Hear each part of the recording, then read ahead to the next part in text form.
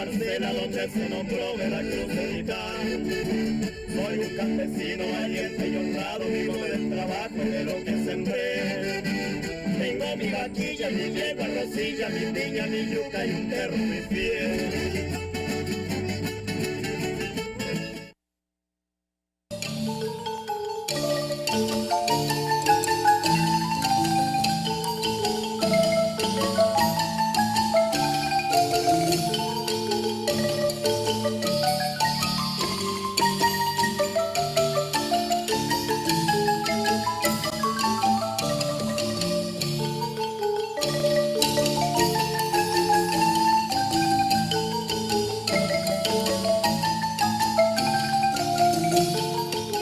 Y amigas, bienvenidos a otro programa, Volvamos a lo Nuestro. Yo me siento fascinada en este lugar. Le dije, Fred, tenemos que detenernos a hacer la presentación de La Fortuna, porque aquí hay una gran cantidad de vehículos que en algún momento ayudaron en lo que es el desarrollo de esta zona. Aquí entrando a La Fortuna encontramos todo tipo de vehículos con los que definitivamente abrieron las carreteras, voltearon las montañas, tantas cosas se tienen que haber hecho. Y aquí duermen, bueno, la paz, dormirán en paz, realmente. Porque yo creo que tantas y tantas personas deben de venir a jugar. Y ustedes, algunos, deben de haber dicho, ay, en mi infancia yo iba y me subía. Vean cómo crecen los árboles, las raíces cómo están dentro de los mismos vehículos. Y todos ellos nos vuelven tal vez a una Costa Rica en la que pensemos la persona que lo iba conduciendo, los demás que iban trabajando, los que estaban en la carretera, los que estaban volteando la montaña, los que iban separando para abrir campo y en fin, tantas y tantas personas, muchos de ellos posiblemente ya no estén con nosotros, pero dieron un gran esfuerzo, hicieron. Llegando a La Fortuna, esa fortuna extraordinaria, nos topamos con esto y eso nos da pie para hablar acerca de La Fortuna. La Fortuna es el distrito número 7 del cantón de San Carlos. Su extensión es más o menos de unos 224 kilómetros y se calcula que su población ronda por los 8,000 habitantes. Limita al norte con Monterrey, al sur con San Ramón, al este con Cutris y Florencia y al oeste con Guanacaste. Y tiene 13 caseríos, que son La Fortuna, El Tanque, Los Ángeles, San Jorge, San Isidro, Santa Cecilia, La Perla, Zona Fluca, Z13, Tres Esquinas, La Guaria, San Gregado y Agua Azul. El nombre de La Fortuna lo toma, según versión popular, por el comentario que hizo Víctor Manuel Iglesias, hermano del expresidente Rafael Iglesias, en la casa de Marcial Jarquín, fundador de La Fortuna. Don Víctor estaba impresionadísimo por la cantidad de agua que había allí y manifestó que era una gran fortuna para los habitantes de aquellas tierras poseer esos caudales de agua que los rodeaban. El primero que llegó aquí fue don Marcial Jarquín. Era un nicaragüense que venía buscando raicilla, la ipecacuana, que era la base para las medicinas en ese tiempo, bases naturales, que después, una vez que descubrieron un montón de químicos en Alemania con la cuestión de la Segunda Guerra Mundial, entonces se perdió interés científico, aunque ahora ya lo volvió a recobrar, la ipecacuana, la raicilla, y además el hule, que también era necesario para las llantas y todo eso. Entonces aquí todavía quedan árboles de hule, ¿verdad? Y entonces él rayaba los árboles para sacar la leche, hacer unas bolas que les decían burruchas, y eso lo exportaban a Europa por medio de Nicaragua, por medio del río San Carlos, lo llevaban al lago Nicaragua y de ahí lo sacaban por la ruta del río San Juan. Esa era la exportación que tenía. Supongo que esa exportación no le dejaba ningún dividendo al Estado, ¿verdad? Pero era un comercio muy incipiente, pero era un comercio al fin. Entonces esta zona era de eso puramente. Don Marcial Jarquín llegó primero, fue el que descubrió todas estas zonas. Luego llegaron los finqueros, se establecieron en los alrededores de La Fortuna. ¿Por qué? Porque esta zona, por ser una zona ya de planicie, de llanura, aquí comienzan las llanuras de San Carlos, era muy llena de paludismo, de zancudos y toda clase de víboras y todo eso. Entonces la gente, los pioneros, comenzaron a llegar a las montañas, Cerro Chato, Volcán Arenal, Río Burrito, todas esas zonas, y usted lo verá en los registros de la propiedad. Las primeras fincas escrituradas son de esas zonas, y ahí se establecieron, no establecieron ningún pueblo. Entonces don Beto Quesada, doña Juana Vargas, los Peñaranda, los Cruz, un señor Morales, ya después llegó don Elías Copper, después llegó mi papá, don Ricardo Quiroz, después llegaron otra serie de gente, y por último los que se establecieron e hicieron aquí el pueblo, que fueron los Quesada y los Hidalgo, ¿verdad? Que ya llegaron don Antonio Hidalgo y doña Isolina Hidalgo Quesada, y que venían, ya después vinieron los Sánchez y vinieron los Solís más adelante, pero todos era con el afán de subsistir y con el afán de que sus familias pudieran salir adelante. Dicen que cuando esta gente llegó a La Fortuna, esto eran montañas vírgenes donde abundaban enfermedades como la malaria y había una gran cantidad de animales salvajes. Los primeros habitantes se dedicaban a sembrar arroz, frijoles, plátanos y a extraer el lule. Y nos habla la historia de La Fortuna acerca de doña Isolina Hidalgo, que dice que esa señora no se sentaba a almorzar ni a cenar, sino que lo hacía de pie, porque era una mujer tan ocupada entre el negocio de la hotelería, de la medicina. Ella era como también la médico, tenía, o sea, como ella, me imagino, como usted decía, cuando fueron a votar, es que no había tiempo pero ni de respirar, ¿verdad? Sí, hay algo muy interesante. Doña Isolina Hidalgo fue la pionera de la hotelería en La Fortuna, porque fue la que primero puso un hotel. Pero poner un hotel en esa época aquí era sumamente ruinoso, era un hotel para servicio, ¿verdad? ¿Por qué? Porque, por ejemplo, en la casa de cualquier campesino, si alguien llegaba a buscar alojamiento, se le daba alojamiento y se le daba comida. Y lo mismo en el mismo hotel de doña Isolina. Yo calculo que ahí no pagaba casi nadie.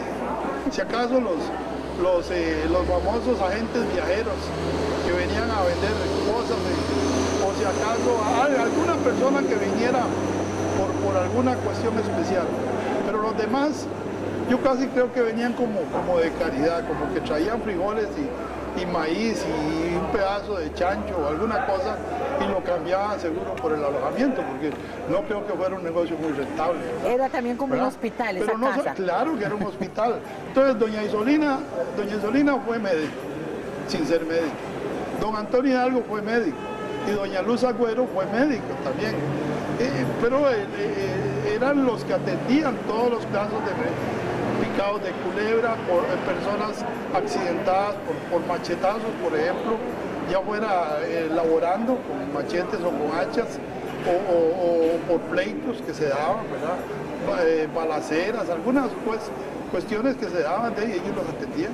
Y no solamente los atendían, es que los hacían vivir, los revivían, yo no sé cómo hacían. Bueno, sí sé cómo, solamente la fe y el poder de Dios y ellos mismos era la única manera que salían adelante, porque aquí un médico llegar a Villa Quesada, no Ciudad Quesada, en ese tiempo no era Ciudad Quesada, era Villa Quesada. Yo creo que lo que había era un doctor y yo supongo que estaba muy ocupado y era larguísimo, de aquí a Villa Quesada se duraba un día de camino en ese tiempo.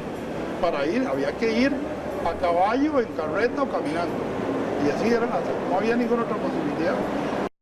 En estas épocas se asentaban las familias de don Antonio Hidalgo, Alberto Quesada, Bolívar Salas, Tulio Murillo, Alberto Rojas, Rufino Quesada y su señora Isolina Hidalgo. También estaban los hermanos Solís Chávez y Peñaranda Porras. A partir de la década de los 60 se construyen los puentes sobre el río Peñas Blancas, tanto por la ruta de La Vega como por la ruta de San Isidro de Peñas Blancas. De esta manera se abandona el antiguo camino y se establecen dos rutas, Chachagua y El Tanque. Vámonos a un corte para volver con la historia de La Fortuna a partir de 1937.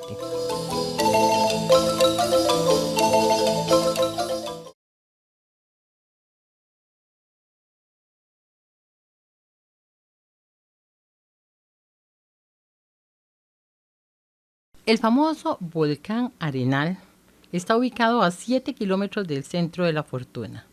Ya desde 1937 se sabía de la existencia de este volcán.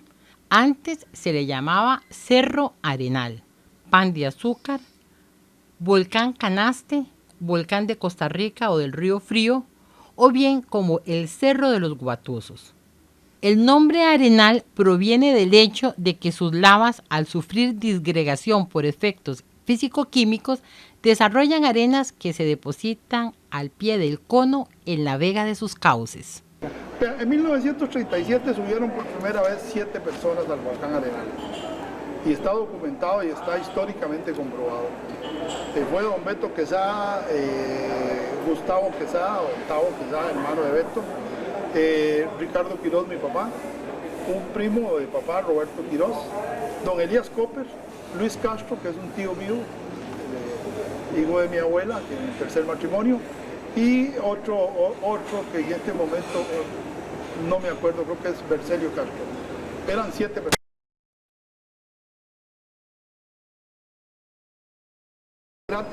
Había fumarola, estaba caliente y ellos toda esa experiencia la tienen documentada, la cuentan. Yo desde pequeñito, o nosotros en la casa, siempre nos dijeron que eso era un volcán y nosotros hablábamos del volcán Arenal. En la escuela nos vacilaban, estos son unos tontos, decir que eso es un volcán, eso es el Cerro Arenal. La escuela a la que se refiere don José Miguel Quiroz fue construida en 1949, fue la primera escuela y donó esa manzana de terreno doña Isolina Hidalgo. La primera maestra fue doña Bertalía Rodríguez de Pérez. Ella ganaba 90 colones por mes. Es interesante conocer a una de las educadoras, que llegó en el año de 1900.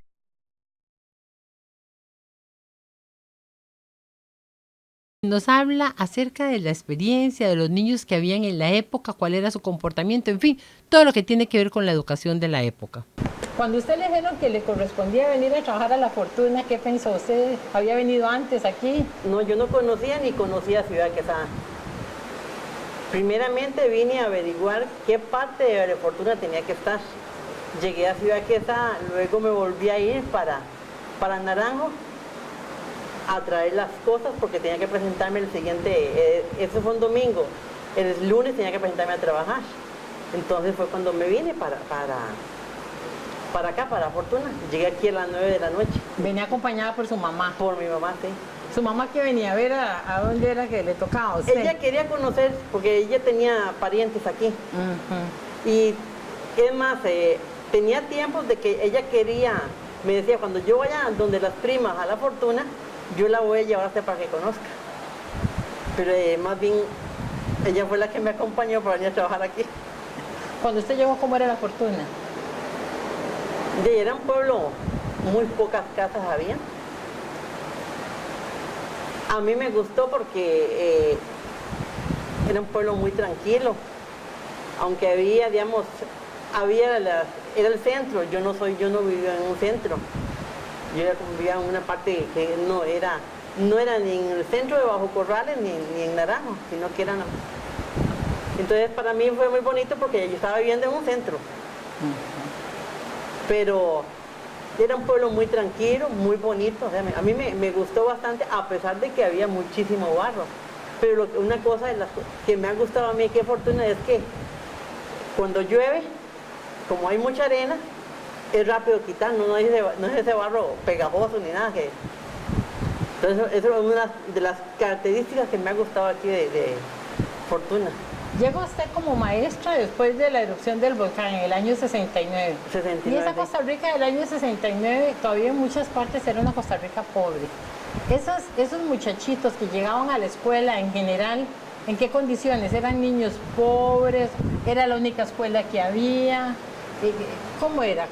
Bueno, aquí estaba la escuela, aquí La Fortuna, había escuela en La Guaria, bueno, en los alrededores, porque también estaba la de Agua Azul, la del Tanque, estaba la escuela de San Francisco. Sí, porque y había escuela en La Palma también. Ya había escuela en La Palma. Había escuela en La Palma, porque todavía, aunque cuando explotó el volcán, siempre hubo, rápido, después ya la cerraron. Pero aquí era poco el personal que había, digamos, había pocos niños. La mayoría de niños eran de peones de fincas. Los niños llegaban descalzos. Descalzos, venían a caballo, otros venían con botitas de hule. Pero la mayoría, el uniforme no, algunos venían con uniforme, otros vestidito corriente. No se de podía diario. exigir. No se exigía nada de eso se exigía.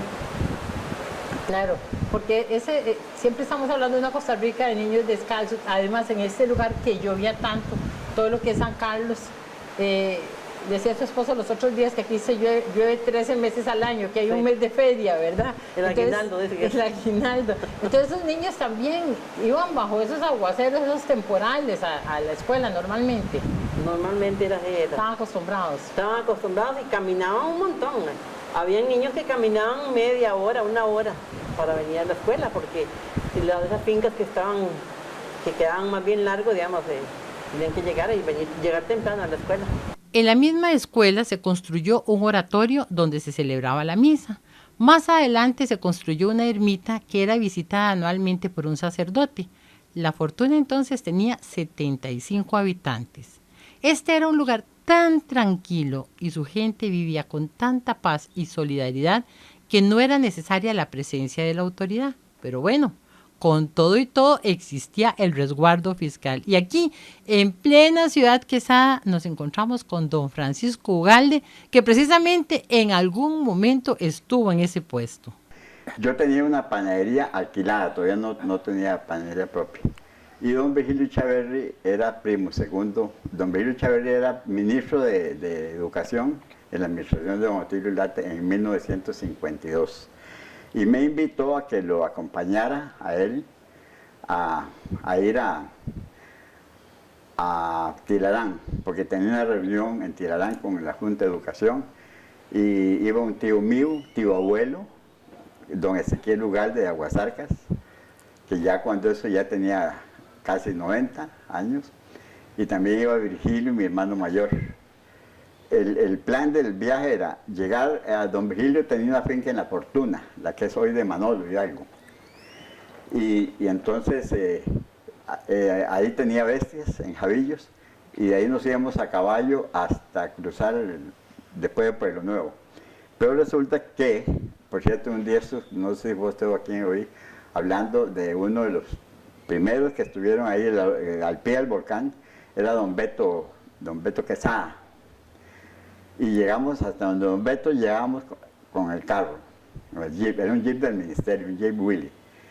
Y don Beto dice, no, que se vuelvan las bestias y vamos con el carro. Ahí tenemos que llegar en carro, el primer carro que pasó, de La Fortuna a Tilarán.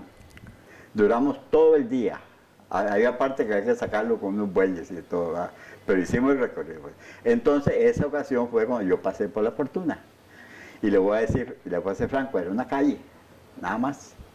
Habían como unas entraditas así, que era donde estaban haciendo el cuadrante, cuando fue en 1952. Y población, eran muy pocos ahí. Bueno, pasó el tiempo y después ya yo tuve mi panadería propia, pero ya estaba cansado de estar haciendo pan. Aquí en Ciudad Quesada. En Ciudad Quesada, sí, donde está ahora de la Panchita. De la Panchita al norte sigue la casa de nosotros, ahí está la casa todavía, que hay una fundación ahora, está alquilada ahí.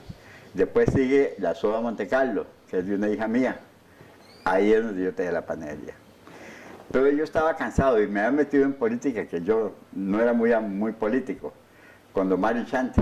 Entonces, como don Mario ganó, entonces a mí me iban a dar un puesto, ¿verdad? Y entonces, pues, yo nunca pensé ser empleo público, pero me lo ofrecieron y el puesto fue ese, en La Fortuna, pero 2 años nada más, yo acepté por 2 años. Ajá. Y me fui allá conocí a Manolo, a Late Quesada, eran gente que los papás eran de aquí, y Late era un señor, Late, 2 hijos se hicieron pilotos, también por la amistad con Alejandro Romero y todo eso. Y entonces yo llegué allá y... ¿Cuál era su puesto? Era jefe del resguardo. El jefe del resguardo. Jefe del resguardo. ¿Y quién más había? ¿Quién tenía usted con usted trabajando? Eran 3 guardas nada más y los vehículos eran de 4 patas. Eran caballos, ¿verdad? El caballito. Había que salir, cuando había una comisión que hacer, había que salir a las 2 de la mañana o a las 3 de la mañana, ¿va? Con focos y todo. Y por barriales, ahí no había nada, ¿va? Bueno, la fortuna cuando eso no había, solo había un pedacito de acera, de cemento. Ahí no existían caños ni nada, no había muchos barriales porque la mayoría del terreno era arenoso, de arena. Uno de los problemas que se me presentaron, primero que nada, fue que no había donde... había una casa que era propia del gobierno, ¿va? Con 3 cuartos, pero no había cocina ni... porque era para dormir nada más y para que los guardas estuvieran ahí. Y cada guarda estaba en su casa. En la noche tenían que dormir ahí porque habían armas y de todo, ¿va? Y yo llegué y con mucha suerte que me encontré 2 conocidos. Un muchacho que era de Pital y estaba de guarda allá, y Luis Quesada, que no hace mucho murió, ya muy viejito, hermano de don Aníbal Quesada, tío de Limber Quesada, y Limber fue el que lo cuidó mucho antes de morir. Y entonces ya eran conocidos, ¿verdad? Y ya ligerito hice amistad con Manolo y con Don Late y con Villegas. Y estaban construyendo un hotel que no hace muchos años se quemó, el primer hotel que hubo ahí, el Hotel Central, le decían, creo que era frente a la plaza, había plaza. Como todos los pueblos en Costa Rica, primero, por cierto, ya esto me está diciendo que primero la cantina, después la escuela y después la plaza, ¿va?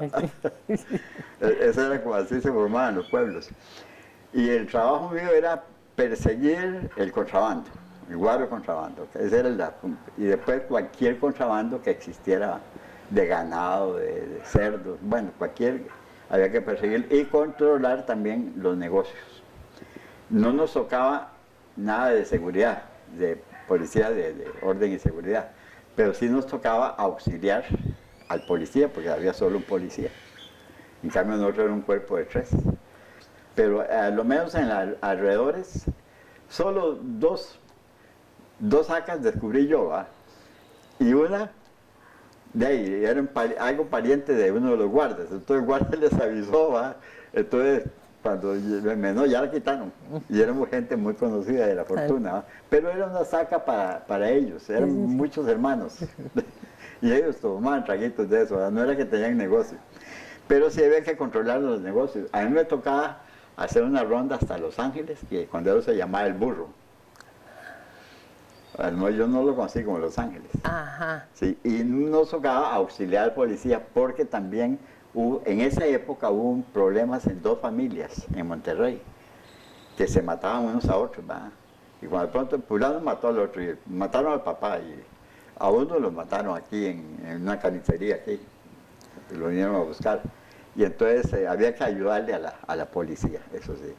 Y a veces gente que huía, y entonces había que irlos a buscar a la montaña. Yo le enseñé ayer un casco a Esteban que realmente íbamos a buscar un reo y me cayó un pedazo de palo en el casco y eso me salvó de que me rajaba la cabeza. Claro, y como eso era tan montañoso, era fácil que la gente se metiera por ahí escapándose de la justicia. Es cierto, es cierto. Y muy fácil para salir a Guanacaste, por ese otro lado, ¿verdad?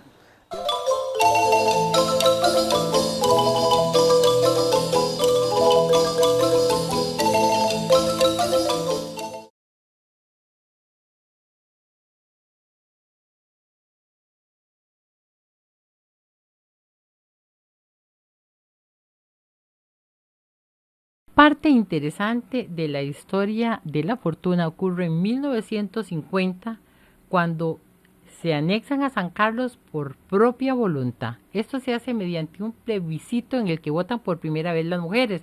Lo mismo había pasado en La Tigra. Y bueno, un hijo de una de las señoras participantes, precisamente nuestro amigo don José Miguel Quiroz, nos comenta acerca de esto. Que votaron.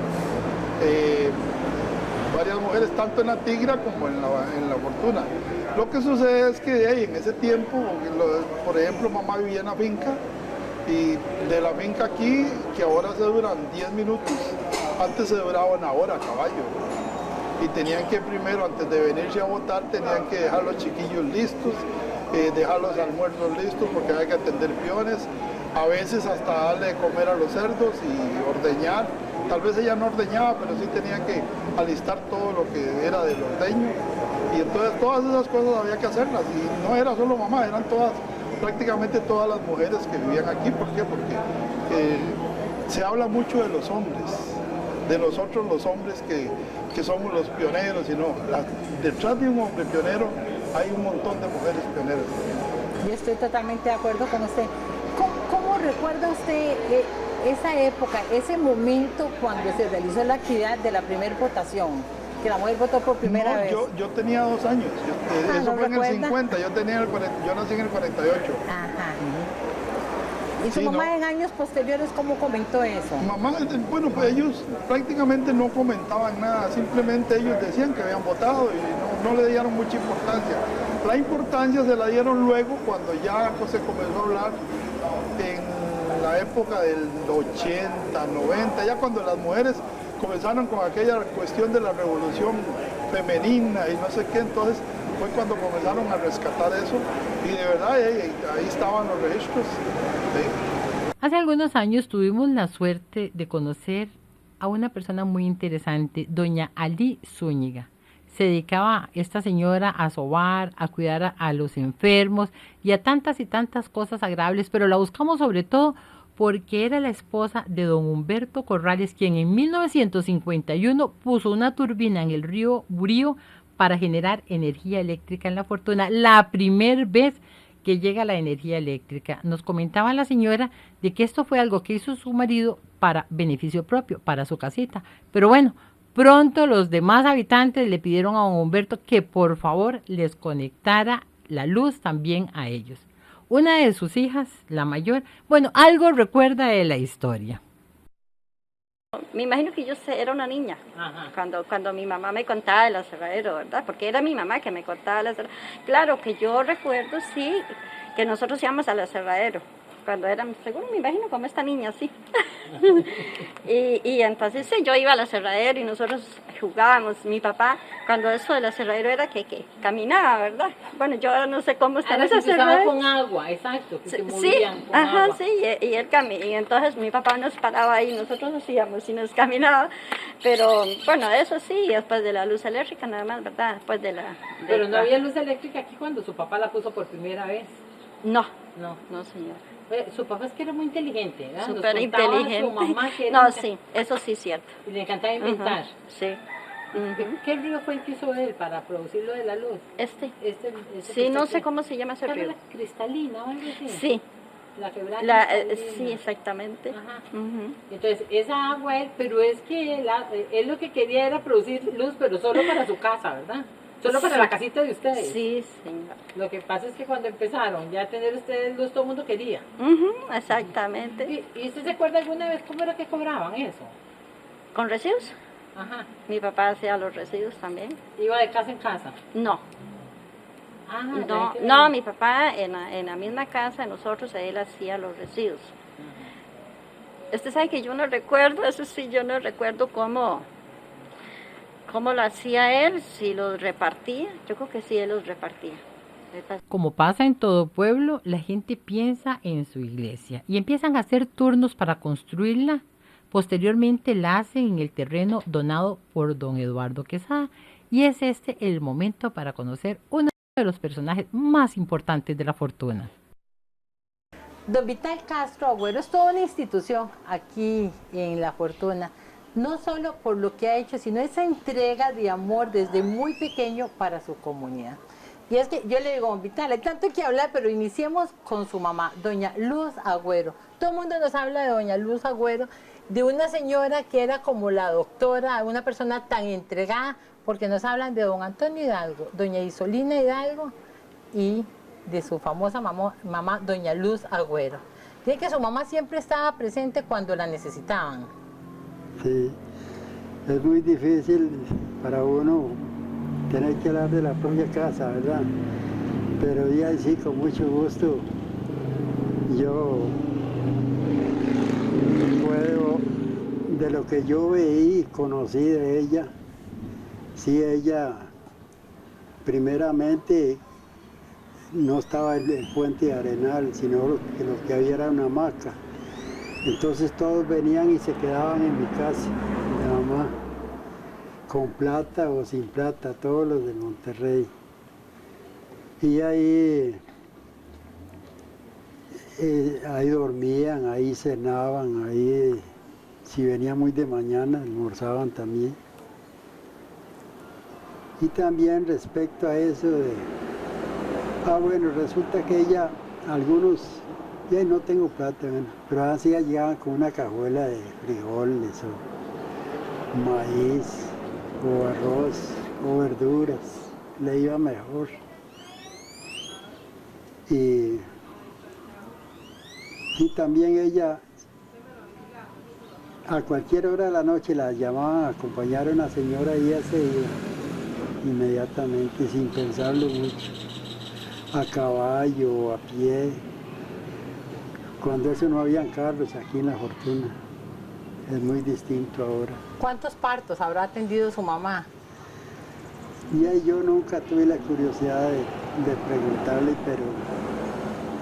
pero yo veía que toda la semana salía a atender señoras. ¿Cómo se le ocurrió a usted que había que hacer esa iglesia? Es que yo, al menos cuando venía de Ciudad Quesada para acá el primer día, en todos los lugares yo veía que 2 bestias ahí comprando diarios, y en todos los lugares así, 1 o 2 bestias. Y llegué aquí y eran una fila desde el negocio de acá abajo hasta el de arriba, el de Finado Bolívar Salas y el de Don Antonio Hidalgo. Habían postes tupidos y 2 o 3 bestias en cada poste, desde arriba hasta abajo. Mira qué montón de bestias. Dije yo, y aquí hay vida, aquí hay que pensar en grande. Y la gente jugando fútbol, un pueblo alegre, y los demás pueblos en ninguna parte como aquí. Y yo, y esto hay que ponerle cuidado para pensar en hacer algo así. Pero no me imaginaba que iba a hacer la iglesia tampoco. Y ya enseguida me tocó que hacer la iglesia y entonces yo les decía, hay que hacer una iglesia grande, porque aquí hay, este lugar tiene mucho futuro. Claro, para el comercio buenísimo, la tierra buenísima, y todo el que llegaba le gustaba. Y entonces me decían, pero ¿cuándo vamos a terminar esa iglesia? Le digo, nada tiene, ahí la vamos haciendo por partes. Yo sé en qué forma se puede hacer y la vamos haciendo. Dice, es que una iglesita de 20 por 20, y le digo, no, ya cuando terminamos ya hay que apiarla para volverla a hacer más grande. Y así los pude convencer. De que había que hacer una iglesia grande. ¿Qué tamaño tiene esa iglesia? Tiene 44 metros por 18. O sea, bien grande. Sí. Cuando usted la visualizó y usted dice, sí, la vamos a hacer de este tamaño, usted estaba seguro que sí, que la iban a hacer. Sí. Y la iba a terminar. Sí, porque yo veía mucho futuro aquí en la gente. Y la gente fue colaboradora, estaban de acuerdo en dar plata para hacer la iglesia, ir a los turnos. Claro. Sí, todas las fincas daban una res todos los años. Y tenían entonces un lugar a donde las vendían, las subastaban, las reses. Sí, se llevaban a la plaza, primeramente, y ya después se subastaban. Sí. No, cuando usted empezó lo de la iglesia, porque hablamos un poco de que cuando ustedes estaban haciendo esa iglesia aquí, más o menos estaban haciendo la de Ciudad Quesada, ¿verdad? Sí. El padre Eladio Sancho, ese empujón que le dio a la ciudad de Quesada, y con un arquitecto como Kiko Quiroz, pero ustedes era otra cosa, otro mundo aquí, ni tenían el impulso de un sacerdote, ni tenían un arquitecto detrás de eso, pero tenían a alguien como usted con muchos deseos de hacer las cosas. Sí. ¿Quiénes colaboraban en la construcción? ¿Venían los vecinos, iban a trabajar? Sí, yo me iba a las fincas y les pedía 2 peones todas las semanas. Pero lo malo es que cuando ya iban aprendiendo algo me los quitaban. Y así solo yo era el trabajador. Y los otros los ayudantes eran de las fincas, porque había muy poca plata. Nosotros apenas hacíamos 10.000 colones con cada turno. Y era un turno por año. Un turno por año, había que comprar cemento, había que comprar varilla, había que comprar madera, por lo menos pagar acerrío, porque la madera la regalaban, pero el acerrío no. Y así era muy duro, muy difícil. Y con tanta agua también, llovía un montón. Dicen que aquí era una cosa tremenda. Sí, llovía mucho. ¿Usted cada cuánto trabajaban? ¿Tenían que suspender y empezar o estaban todo el tiempo trabajando? Sí, casi todo el tiempo estábamos trabajando, porque como al menos la piedrita había que picarla a mano, sentado uno con un mazo ahí. Entonces, y ahí estaban los peones quebrando la piedra, y si llovía yo hacía armadura o alistaba formaleta. Ahí la jugábamos, siempre trabajábamos las 11 horas. ¿La varilla de cemento de dónde la traían? De Ciudad Quesada.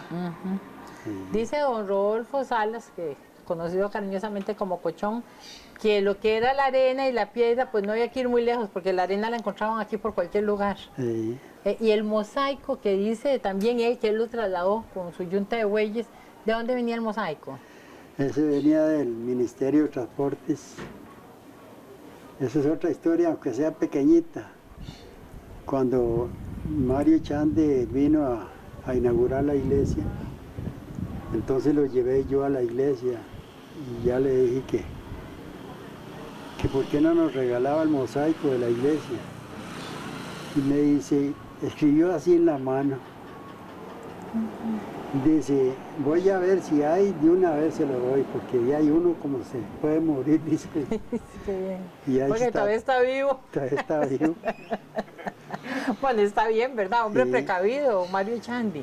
Sí, a los 3 días me llegó el telegrama y me dice, mande 2 camiones grandes, porque está todo el mosaico antes que se lo lleven. Y ahí entonces mandamos 2 camiones. No hallábamos ni a dónde ponerlo, porque estábamos desprevenidos y ya, bueno, la cuestión fue que mandamos los camiones y llegó el... Ok, entonces ya era cuando don Rodolfo Salas manejaba camión, ya no era yunta de bueyes que se trajo el mosaico. Así ya Rodolfo manejaba camión. Ese fue uno de los camiones que mandaron, Sí. lo del mosaico. Dígame, ¿por qué don Juan Bosco? ¿Por qué ese es el patrono? Y esa devoción y ese amor y esa cantidad de fotografías que hay ahí en la iglesia.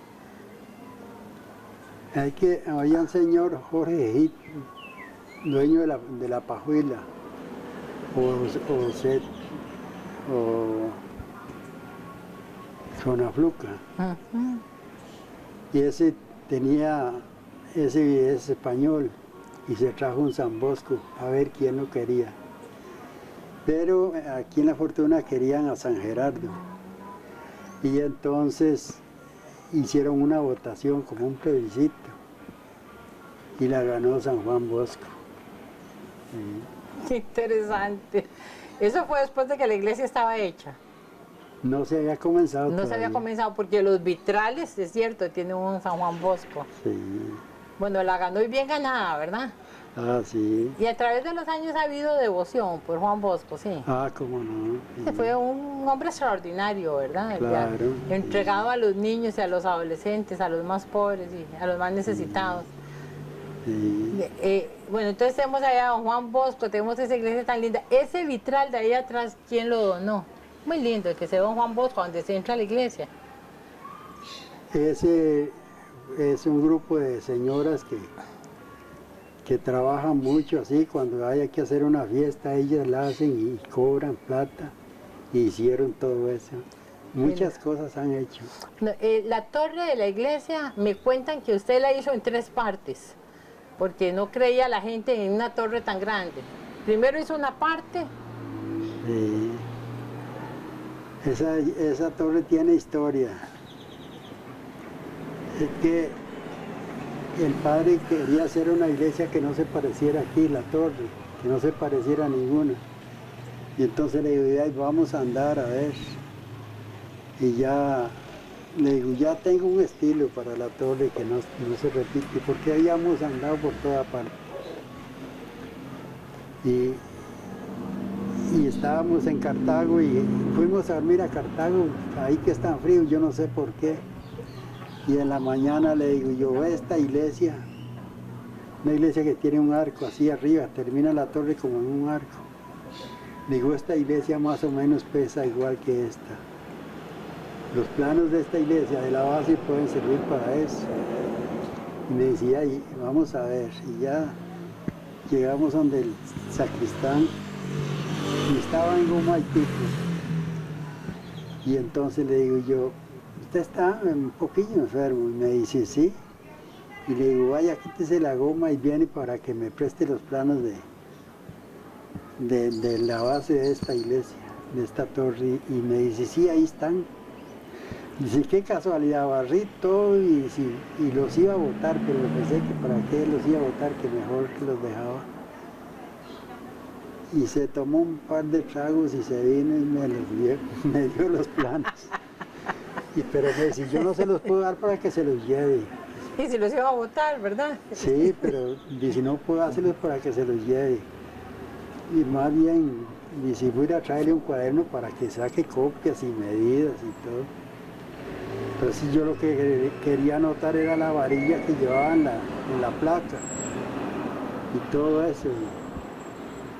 Y me la jugué, le copié todo. Y ahí le di plata para que, por si quería comprar más guaro que comprar. En agradecimiento. Sí. Y así vino y se trajo usted algo diferente. Por eso es que esa torre la hizo en 3 partes. Sí. Y yo tenía que hacerles, aparte que iba a hacer, tenía que hacerles un medio croquis de madera para que ellos entendieran. Sí. Pero ya enseguida, ya cuando eso ya teníamos padre aquí, y entonces el padre les dice, pueden tenerle confianza y tal, dice. Porque él ha andado mucho y ha preguntado y ha visto y todo. Y él no se basa en cualquier cosa, tiene seguridad en lo que va a hacer.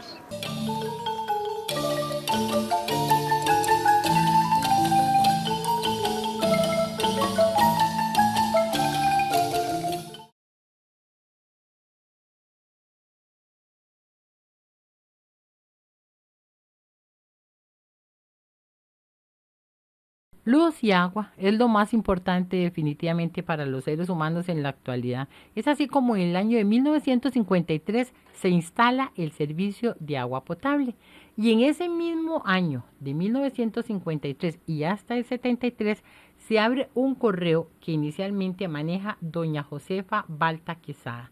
Tuvimos la suerte también de conocer a doña Fanny. Doña Fanny tuvo esa experiencia de atender el teléfono, de atender el correo, y oigan qué cosas más interesantes nos comenta. ¿Cómo funcionaba el telégrafo? El telégrafo era muy divertido porque era un cajoncito con una manilla y tenía 2 campanitas. Entonces nosotros siempre nos comunicábamos con Santa Clara y Santa Clara se comunicaba con Ciudad Quesada, pero de acuerdo, era Santa Clara y Javillos. Pero más que todo nos dirigíamos a Santa Clara, pero a veces a Javillos, porque si Santa Clara no había línea, porque era un cable que iba desde aquí hasta Santa Clara y después Javillos. Habían 2 telégrafos, un telégrafo en Javillos y otro en Santa Clara. ¿Qué pasaba? Que si había una ramita que tocara el cable, ya no había comunicación. Entonces había un señor que se encargaba de estar limpiando tenía que ir todos los días, porque si llovía o algo, no había comunicación. Entonces, ¿qué hacíamos? Por medio de cierto timbrazo, le dábamos vuelta, parábamos y volvíamos. Esa era la clave para que nos contestaran en Javillos o en Santa Clara. Dependiendo del número de timbrazos. Dependiendo del número de timbrazos. Entonces ya hablábamos, pero había que gritar. Había que gritar casi para dar el telegrama. Ah, el telegrama se hablaba, era. Sí. Había no era por clave Morse. No, había un aparato como un teléfono. Ajá. Que estaba ahí guindando. Entonces nosotros lo descolgábamos y hablábamos. Pero había que hablar duro porque había veces que no le escuchaban a uno. ¿Qué tal y tal cosa? Y entonces, ¿qué pasaba? Que era un telegrama gritado. donde todo el mundo se enteraba de lo que decía el telegrama, porque si alguien, estábamos a la parte de la calle, si alguien pasaba, escuchaba. Ese era el sistema que había. Y ya luego que entró el teléfono, un teléfono que lo administraba uno, un solo teléfono para toda fortuna. Entonces ya se descontinuó el cajón y después ya lo pusieron en la pulpería de Joaquín Pérez, pero Joaquín le quitaba mucho tiempo. Entonces se hablaron y ya con el IS y ya dijeron que si yo lo podía atender y yo les dije que sí. Entonces lo pasaron al correo. Se hizo un apartamento donde fuera solamente el teléfono y al otro lado el correo, entonces yo atendía las dos cosas. O sea, la gente para hablar por teléfono tenía que ir ahí y utilizar ese teléfono. Ajá. Y yo tenía que pedir la llamada a Ciudad Quesada. Cuando eso había central telefónica en Ciudad Quesada. Entonces yo pedía la llamada a Ciudad Quesada y una vez de que ya estaba la comunicación, entonces yo le decía al cliente, vaya, hable ahí. Era un cajón como un ropero. Ajá. Ahí se metían y ahí hablaban y ya luego salían. Entonces yo preguntaba cuánto valía la llamada y ya me decían tanto. Mucha gente, como no estaba acostumbrada al teléfono, posiblemente hablaría, bueno, a gritos también, para ver si lo oían. Viera usted los vacilones, que solo yo me reía. Había gente que meneaba el cajón porque era puramente como un ropero, con puerta, y se metían. Y entonces comenzaban a menear el cajón y a ver por dónde se metían. Y yo muerta de risa, bueno, ya les decía que por dónde, y ya abrían y se metían. Pero sí viera cómo costaba. Ajá. O sea que como decimos vulgarmente, que se amansara la gente a hablar por teléfono. Sí, pegaban gritos, hablaban altísimo. O sea, usted se enteraba también de todo. Claro que sí. O sea, claro que usted sí. sabe que bien informada, era como la periodista del lugar, Sí. pero con discreción. Había un muchacho de Ciudad Quesada que ese siempre me decía, Fanita, me deja de último, porque él se pegaba a hablar con la novia hasta una hora. Entonces yo salía y me iba a hacer algún mandado o algo, yo sabía que él estaba ahí con la novia, hablando. Ese el teléfono. Luego ya llegaron que Olman González, que era el encargado del teléfono en Ciudad Quesada, que si quería trabajar con la administración del correo, del teléfono, y ya le dije yo que sí, que cómo era, ya me explicó. Era muy difícil porque si hay algo que es difícil es tratar al prójimo, porque el prójimo no lo comprende a uno porque no sabe cómo son las cosas, ¿verdad? Había veces que llegaban y le pedían una llamada. Era una mesa donde habían bombillitos. Esos bombillitos se prendían. Entonces uno agarraba un cable y lo metía ahí. Pero para salir y para entrar llamadas solamente habían tres líneas. Entonces, ¿qué pasaba? Que había veces esas líneas estaban ocupadas, fuera con las que habían entrado o con las que habían salido. Entonces no podía uno hacerlo rápido. Imagínese usted que para hacer una llamada de esas tenía que poner en un tiquete la hora, bueno, la fecha, la hora en que empezaba y la hora en que terminaba y los minutos que habían hablado.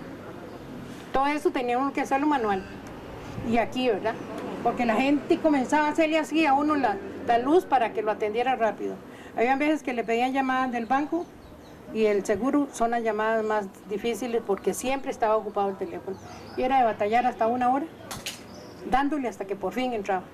Entonces, ¿qué pasaba? Que la gente, a cada persona que uno atendiera, tenía que dedicarle tiempo. Claro. Porque yo no le iba a decir a usted, hablar con usted y hablar con otro, no. Yo tenía solo con usted o solo con el otro, así. Y la gente se molestaba. ¿Y cuántos teléfonos habrían ya en ese entonces? Habían como 160. O sea, eran 160 llamaditas que estaban entrando. No todas, bueno, no todas. eran... Digamos que 30, con 30 ya era de volverse loco, ¿verdad? De volverse loco. Dice usted que todo el mundo la conocía a usted porque además usted se encargaba de enviar todos los mensajes. ¿Cuáles eran esos mensajes que usted recibía y enviaba?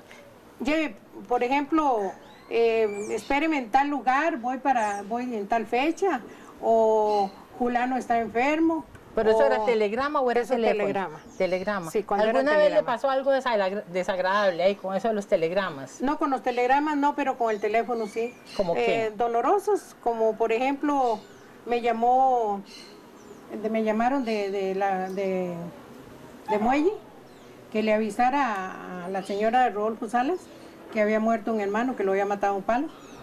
Y cómo yo llegara a decirle a ella, cuando era una mujer muy enferma. Y entonces, ya ni modo, yo tuve que decirles que sí, que yo venía a darle el recado. Y ya llegué y llamé a Rodolfo, el esposo, y le dije, Rodolfo, pasa esto y esto.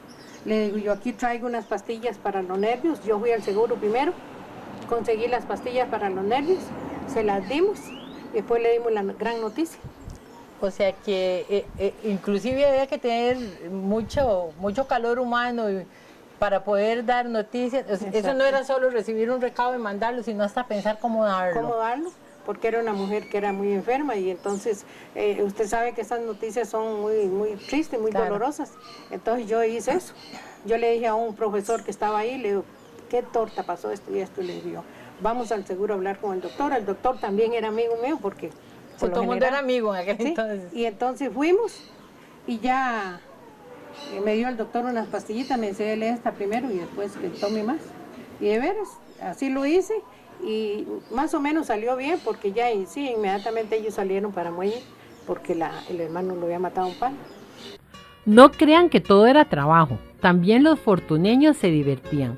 Don José Miguel Quirós nos muestra una serie de fotografías que hablan por sí solas.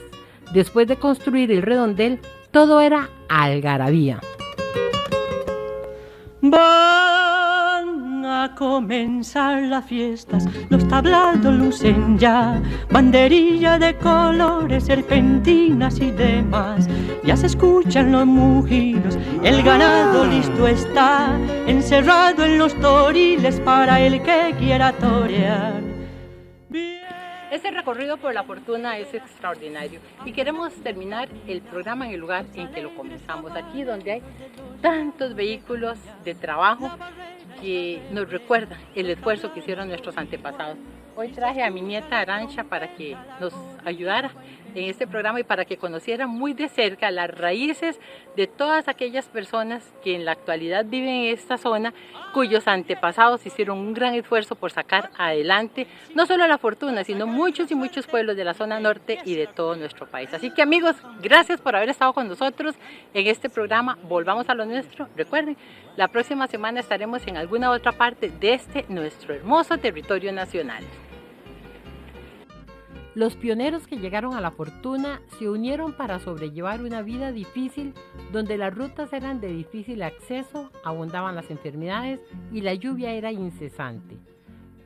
Todos fueron visionarios y lucharon sin cesar, impulsando la educación, salud y la comunicación, pero dieron prioridad a lo más importante, los valores espirituales que les han permitido conservar la tierra y las tradiciones de sus antepasados. Cantinero. Que